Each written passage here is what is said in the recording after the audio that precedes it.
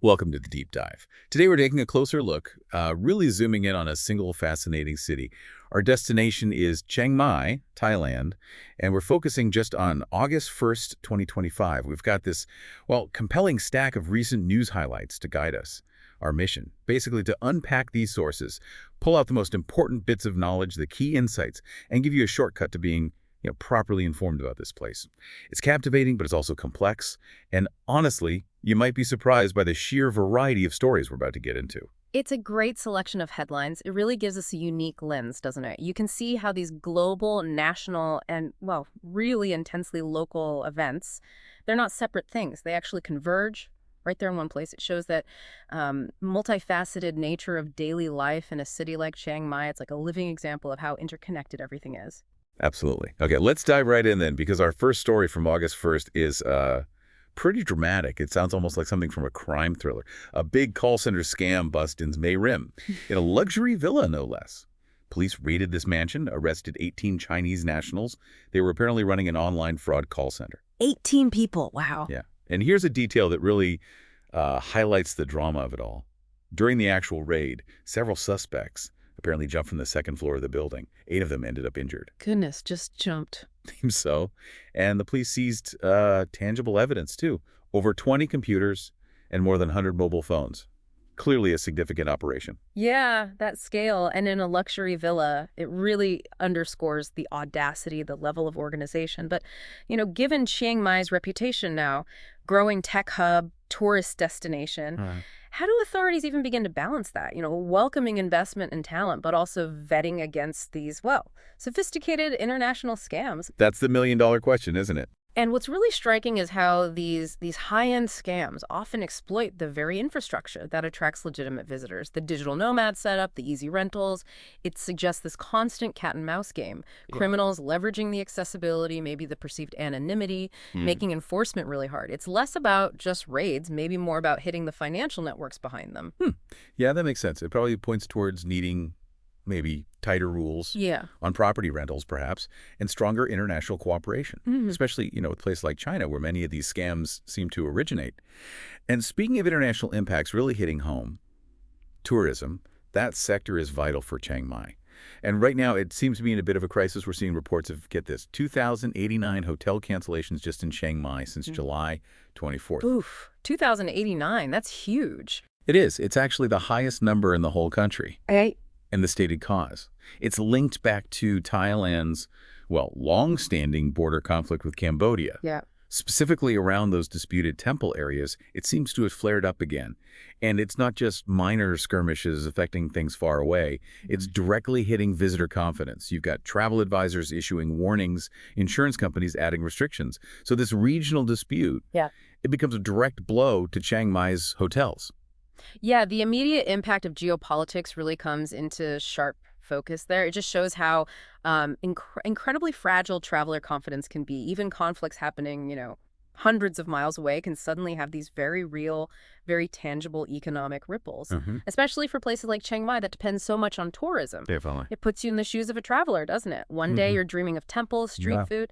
The next, you're rethinking everything because of a headline from, well, somewhere else entirely. Shows how quickly confidence can just, poof, disappear. It really does. But there is a counter-narrative here, a definite effort to sort of stem the bleeding. The Tourism Authority of Thailand, the TTAI, they're working hard to reassure visitors. They've put out statements affirming Thailand is open, all travel services are normal, the country's welcoming and safe. They're pushing that message out through channels like the Bangkok Post, their own TAT newsroom, trying to get the word out.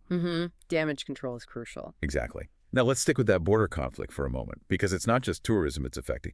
There are broader diplomatic, military dimensions, too.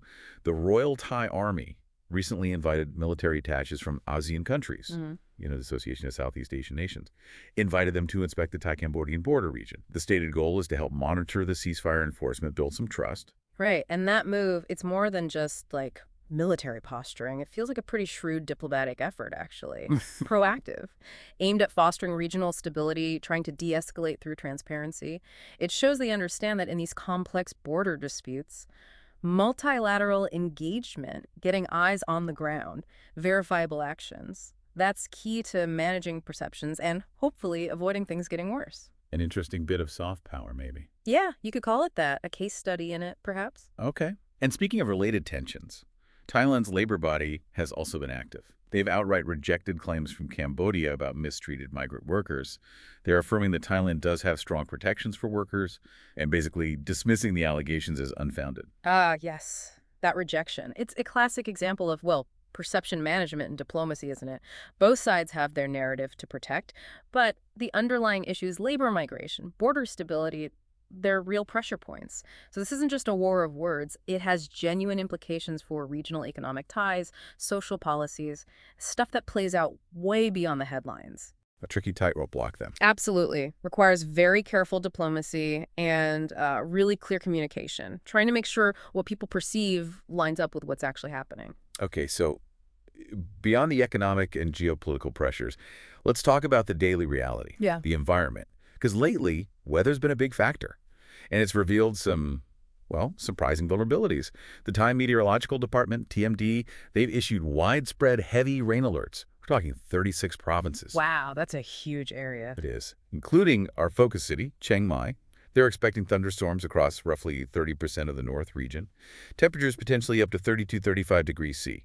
The sea waves mentioned up to 2 meters. That's obviously coastal, not Chiang Mai itself. For Chiang Mai specifically, the forecast was overcast skies, light showers developing later in the afternoon, temps around 33 degrees C. Yeah, that kind of daily weather report. It really underscores how omnipresent these natural conditions are, how they shape everyday life. It's just a constant challenge managing the impacts across such a broad, diverse region. Affects everything, right? Urban planning, transport, just people's routines. Reminds us how much we still live at the mercy of the elements, you know? Totally. And then there's this detail that reveals maybe deeper, less visible vulnerabilities. It's quite interesting. The lasting effects of that earthquake tremor back in March, the one centered in southeast Myanmar. Reports now indicate the cracks were actually detected in multiple condominium buildings in Chiang Mai. From the March tremor. Still finding effects now. Apparently so. And the damage wasn't just condos. It extended to nearby temples, hospitals, schools, various cultural sites too. That really highlights the long-term sort of cumulative impact of natural disasters, doesn't it? On the infrastructure, the cultural heritage. It shows that even seemingly minor tremors can have this lingering effect, slowly revealing underlying weaknesses, even after things seem to have recovered from the initial event. Makes you think about the hidden damage, the stuff that doesn't make headlines right away but sticks around for months, affecting safety, preservation. It's a sobering thought. But look, it's not all challenges and crises for Chiang Mai. After talking about these external pressures, internal vulnerabilities, what's really compelling is how the city's spirit just keeps going. So let's maybe conclude our deep dive looking at the vibrant local life that's still thriving amidst all this. The city's food scene, for example, it's absolutely buzzing. There's this growing interest in experiential dining. You see places like Red Box introducing new tasting menus. And it's not just high-end food.